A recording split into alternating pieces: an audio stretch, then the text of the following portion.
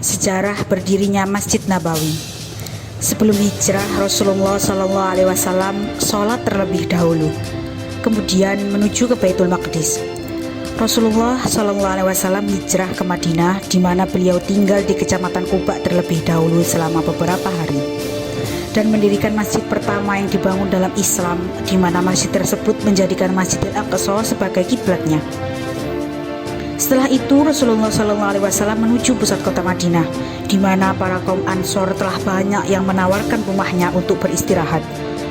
Namun dengan sifat bijaksananya, Rasulullah SAW pun menjawab, biarkan unta ini berjalan dengan sendirinya, karena ia diperintahkan oleh Allah.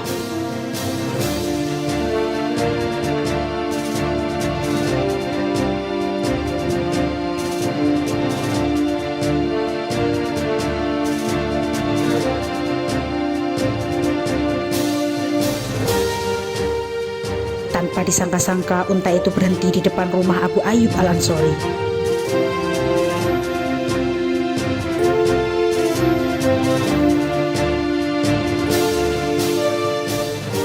Akhirnya Nabi Muhammad SAW dipersilahkan tinggal di rumahnya. Pada hari berikutnya, Rasulullah SAW membeli sebidang tanah. Dengan kerendahan hati, kaum Ansor berniat untuk memberikan tanah tersebut kepada Rasulullah. Namun dengan tegas Rasulullah menolak pemberiannya. Dan Abu Bakar As-Siddiq radhiyallahu an membayarnya dengan 10 dinar emas untuk membeli tanah yang biasa digunakan untuk mengeringkan kurma pada saat musim dingin. Di dalamnya juga terdapat pohon yang sudah kering dan beberapa makam terdahulu yang tidak banyak, serta tumpukan tanah yang berserakan.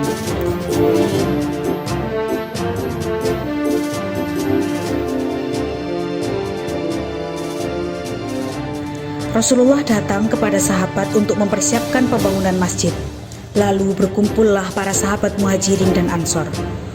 Mereka mulai menggali makam terdahulu, memotong pohon-pohon yang sudah kering, dan meletakkan batu pertama di sana. Setelah itu Rasulullah memberi garisan untuk batas masjid, yang mana jarak dari utara ke selatan adalah 70 hasta, dan jarak dari timur ke barat adalah 60 hasta, serta sahabat menggali tanah dengan kedalaman 3 hasta.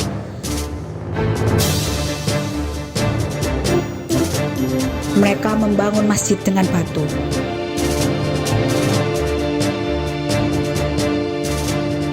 Dan mereka mulai membangun dinding masjid dengan batu bata dari tanah yang telah mereka buat.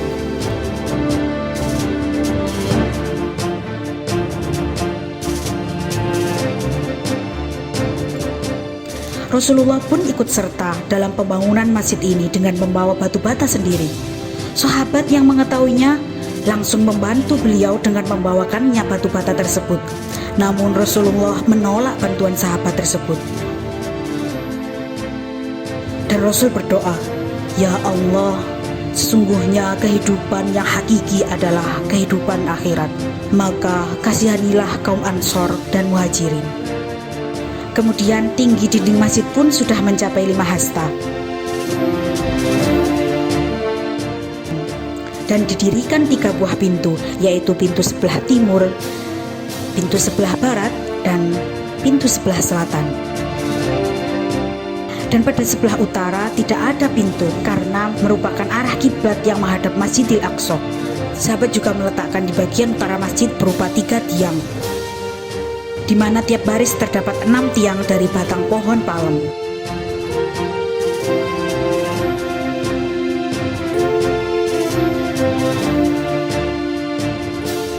Mereka meletakkan tikar di atasnya dengan ditutup dengan daun palem, serta lapisan tanah liat.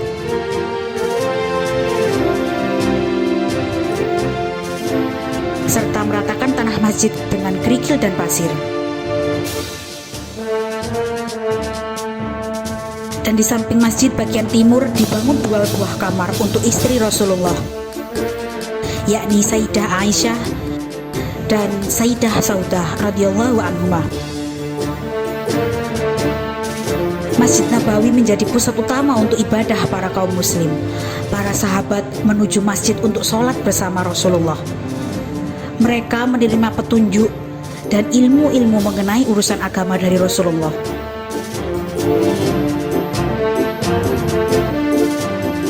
Dengan Rasulullah sebagai imamnya, beliau meminta untuk meramaikan masjid dengan beberapa pertemuan.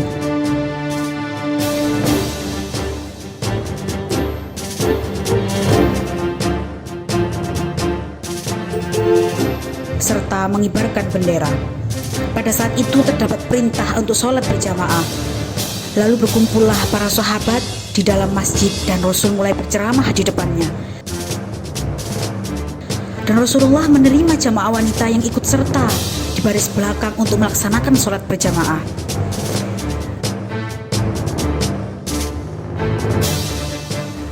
Orang Yahudi mengira kaum muslimin menirunya dengan menghadapkan kiblatnya menjadi kiblat kaum muslimin, yakni Baitul Maqdis.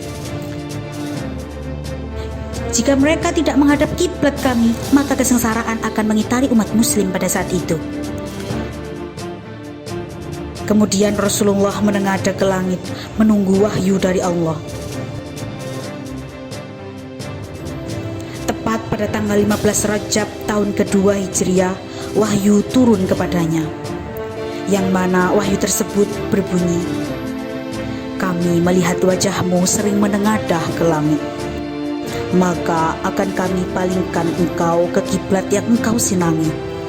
Maka hadapkanlah wajahmu ke arah Masjidil Haram, dan di mana saja engkau berada, hadapkanlah wajahmu ke arah itu." Dengan turunnya ayat tersebut, Rasulullah dan umat muslim tenang dan bahagia. Kemudian para sahabat memindahkan bagian atap Masjid Nabawi dari utara ke selatan dan menyempurnakannya sampai 3 baris. Terdapat sisa tiang yang dibiarkan untuk menjadi tempat perlindungan bagi kaum muhajirin dan ghuraba yang miskin.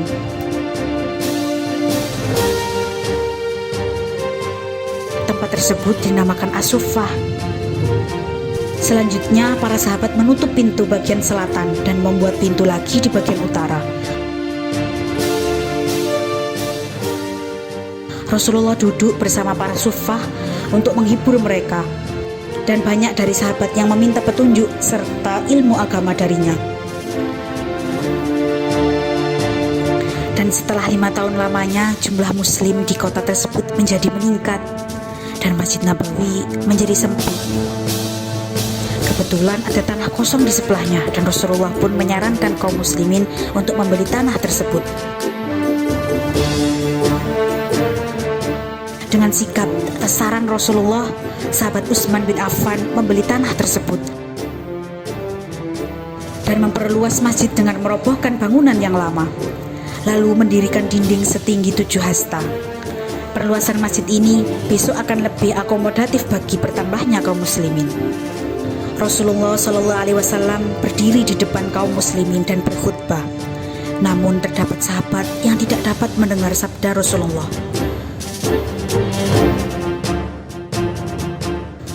Setelah mengetahui masalah tersebut, maka para sahabat membuat mimbar. Saat itu Rasulullah berdiri di tangga kedua dari mimbar dan duduk di sana.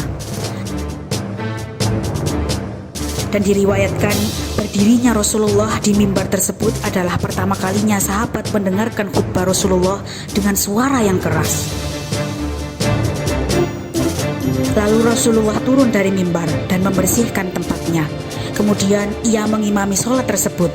Masjid sedang menyala dalam gelap dengan potongan-potongan pohon palem.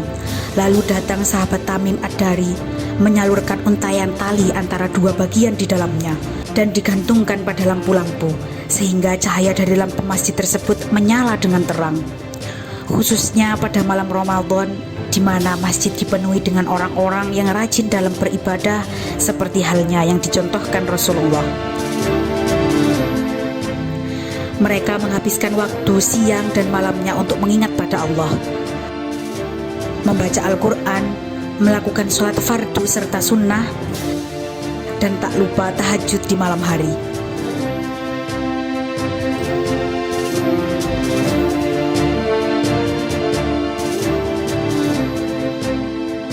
Mereka mendapatkan kabar gembira dari Allah Subhanahu wa Ta'ala, sebagaimana Nabi bersabda,